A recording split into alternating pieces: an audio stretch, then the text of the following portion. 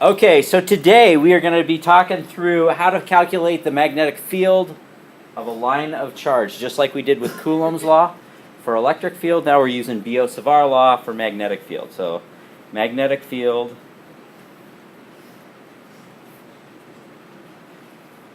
from a line of charge. And really what that means is a wire, because you only have a magnetic field if the charges are moving, and charges move in a wire. It's called current. So we're going to be relating everything, instead of back to individual point charges, Q or DQ, we are going to be relating everything back to a little piece of wire, DL.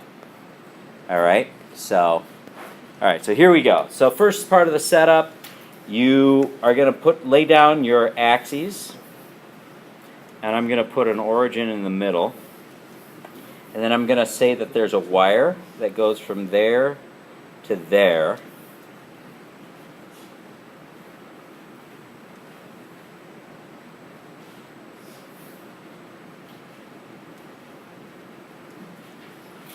All right. So let's say current is flowing to the right in the wire. This is the x-axis, this is the y-axis. And I'm interested in knowing what the field is at a point P, which is above the wire at a distance d from the x-axis. So basically P has got a y value. Sound good? So real quick, right-hand rule, what direction does the field point? Out of the page. So field points. I did that with a test. Out of the page. How do you do an out of the page? A circle with a dot. Circle with a dot. So, all right. So, and we get that from the right-hand rule. Everybody follow okay so far? The arrow going above this? Oh, that's a distance. That's in engineering. That's how you denote a distance from a particular line or datum. So the distance from the center of the wire to point P is an arrow with a line indicating where it goes. So I could extend this line all the way over to P, if that makes it a little bit more clear. All right. Next, in order to do this, how many charges do we have to worry about? Infinity charges, right? Yeah. And there are an infinite number of little pieces of charge that we have to worry about. So we're going to pick one that's not in the middle. Going to pick one like right here. That little piece, it's a little piece of dx. It's with this dx. Let's see, we also need to know how far dx is from P. So we're going to draw kind of a dotted dashed line from dx to P. Let's see. dx is at a distance of x from the origin. All right, so how far is this point dx from P? Square root. Good. So square root of d squared plus x squared. So that's just like it was for Coulomb's law.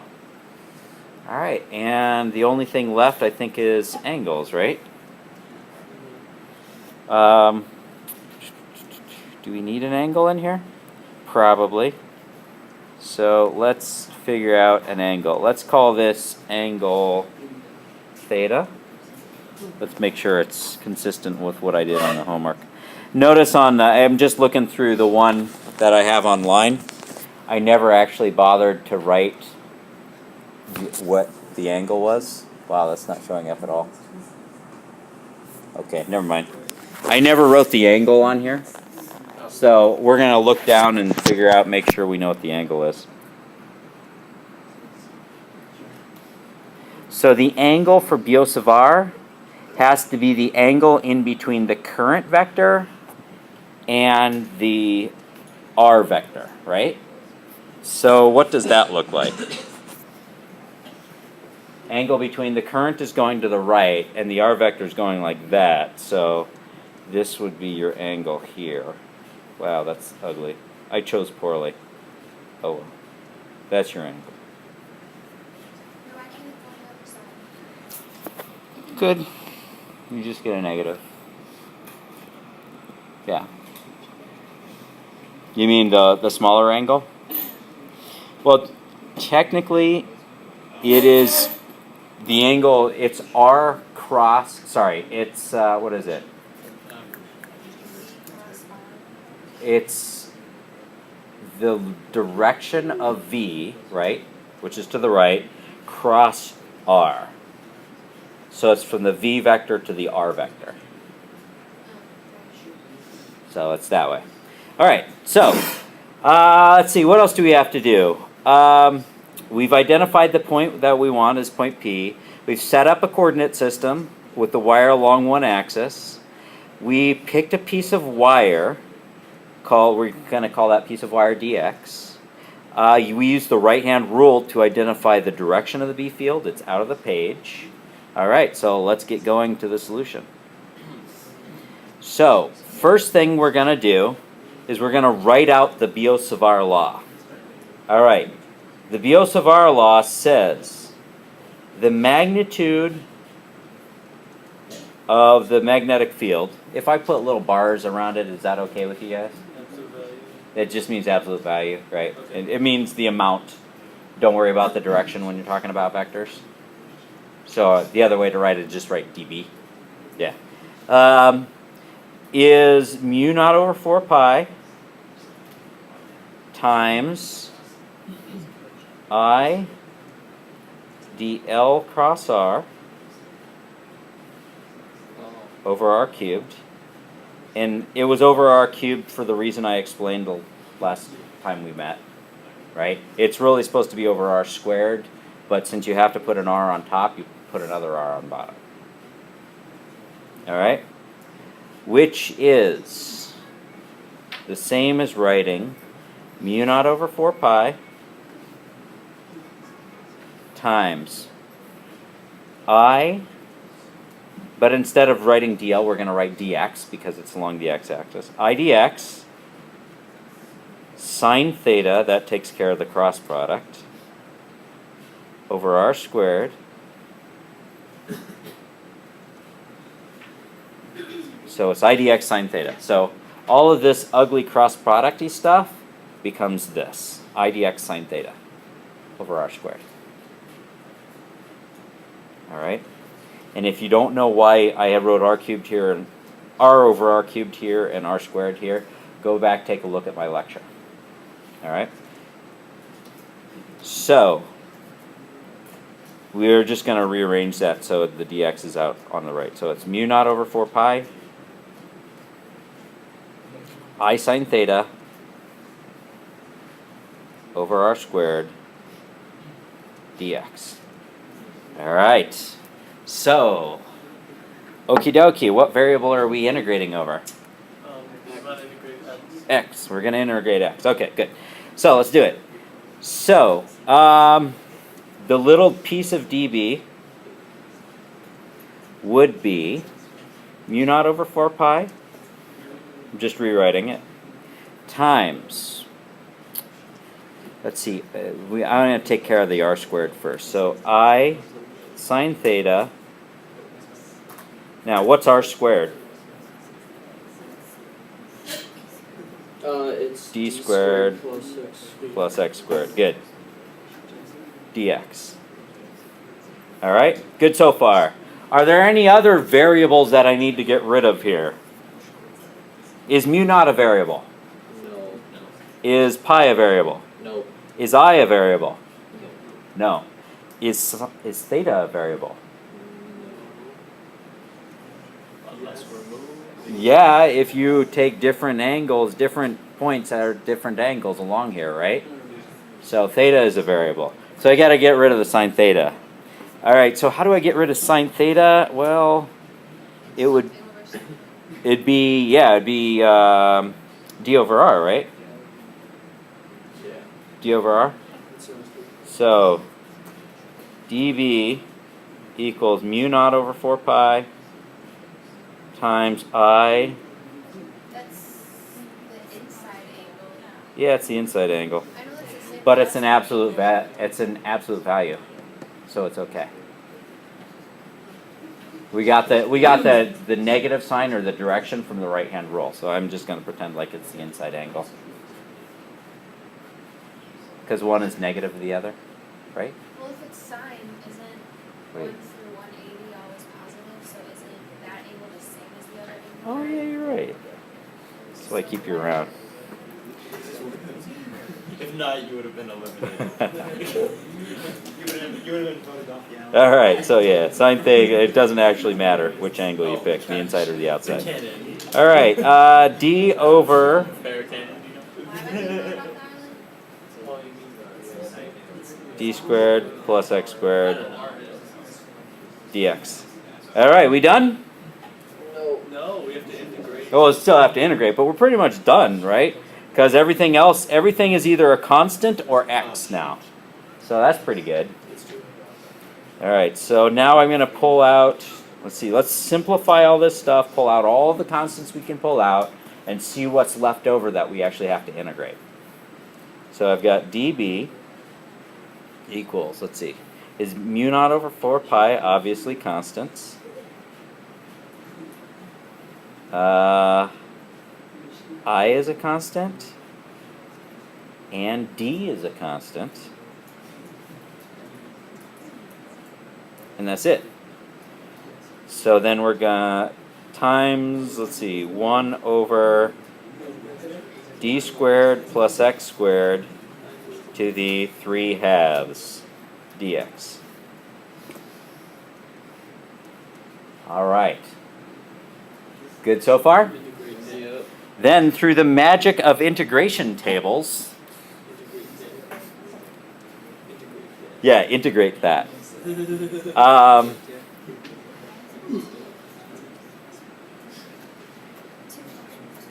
forget something here?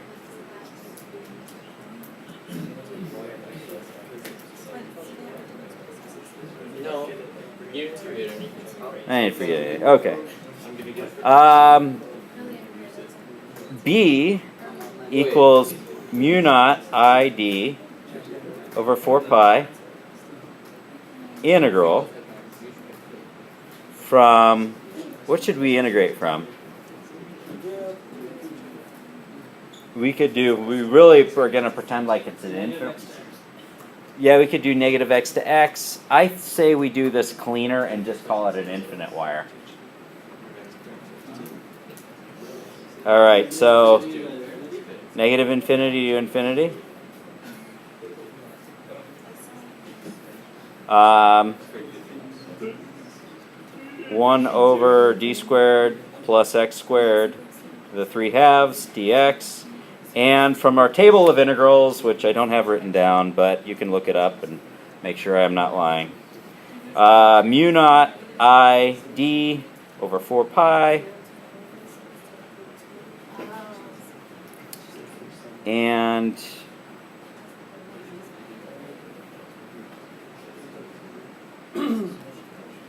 Mr. It's Cook, x. In your notes you did from 0 to infinity.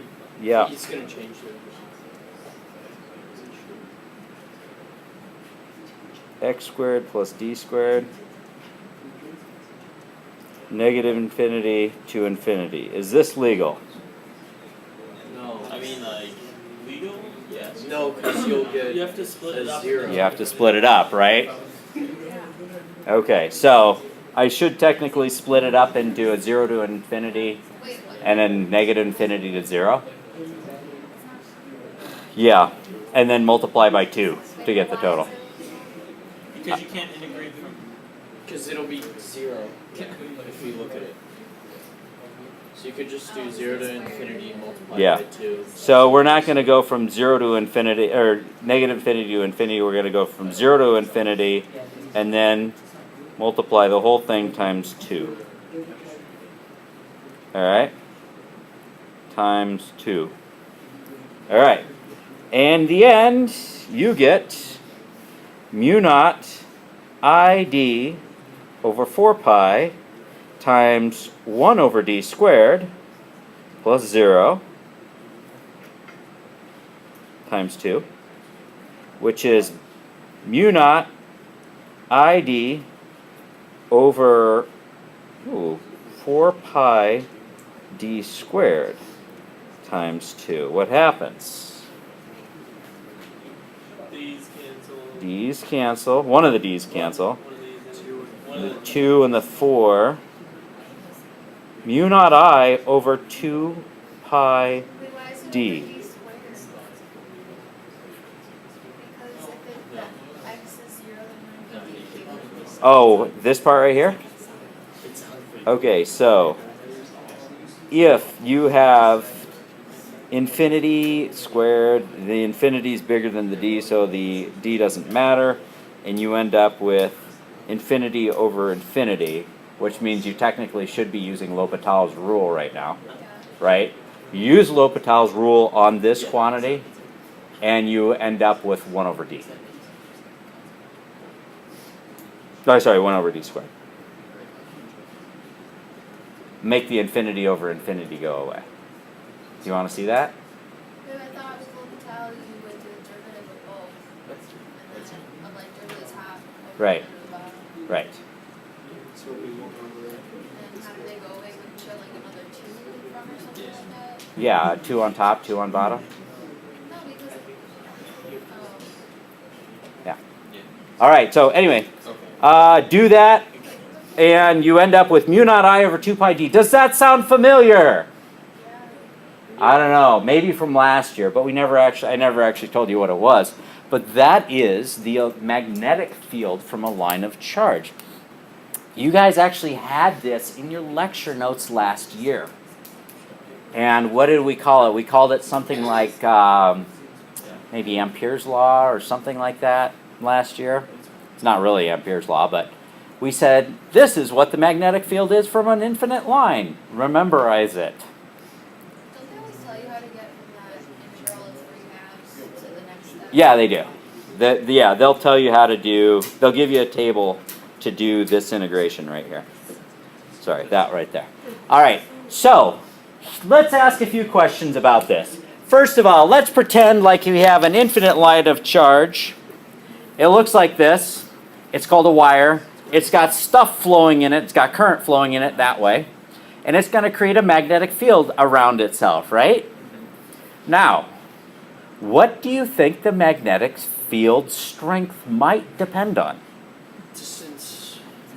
D. Is it 1 over d or 1 over d squared?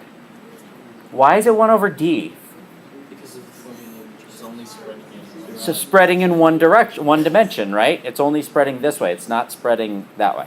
Okay, good. So it's 1 over d. What else does the magnetic field strength depend on? I. How does it depend on I? Directly. It's directly. If you have twice as much current flowing in here, what would you expect the magnetic field to be? Twice as strong. And that's exactly what this equation tells you. All right? So this is, oh, by the way, in my notes online, I have the L'Hopital's rule explanation, except I forgot to do it twice, apparently. Whatever. I think I was a little sloppy. So anyway, the point is the magnetic field behaves exactly as predicted from a wire. So, one last question.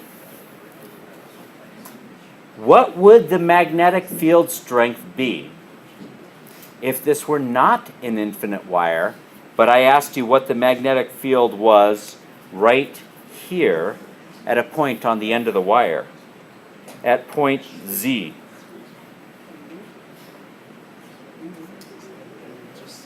How much?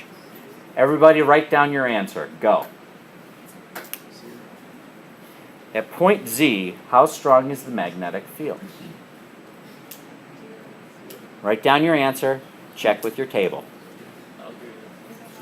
So in other words, I've got a wire with current running in it, and if you extend this, if you were to look here at a point right here, beyond the end of the wire, in line with the wire, what would the magnetic field be?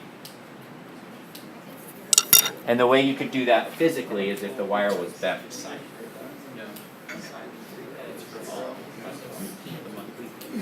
I want to know what the field is right here from this piece of wire. How is that the same as a vent wire? What's that? How is it the same as a vent wire? Well, forget about, disregard these two pieces.